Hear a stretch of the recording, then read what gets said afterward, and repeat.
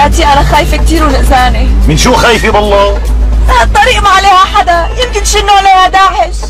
يا دلي اذا عرفوا اننا مسيحية وشافونا يا دلي. لكن منين بدهم يعرفوا ان نحن مسيحية؟ شو بكي؟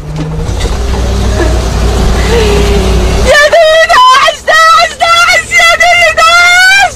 انت خرسي انا بتصرف. ها؟ يا دلي شو نعمل؟ على الارض، على الارض اثنيناتكم، ايديكم العالي.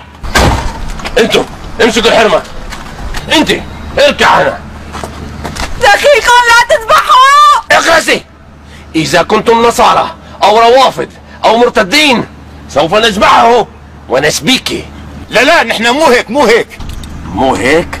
اذا انتم مسلمون. نعم. اذكر لي آية من القرآن الكريم. حاضر.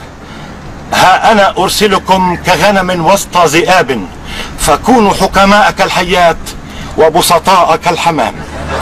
كويس. اتركوها. يلا انهض. مع السلامة. شكرا شباب. ولك شلون اطلقوا سراحنا؟ هذا الكلام اللي قلت له اياه مو من القرآن، من الانجيل. ولك هذا لو بيعرف القرآن كان بيذبح ناس وبيتقطع روس. ولك اسكتي. باي حبيبي. مع السلامة.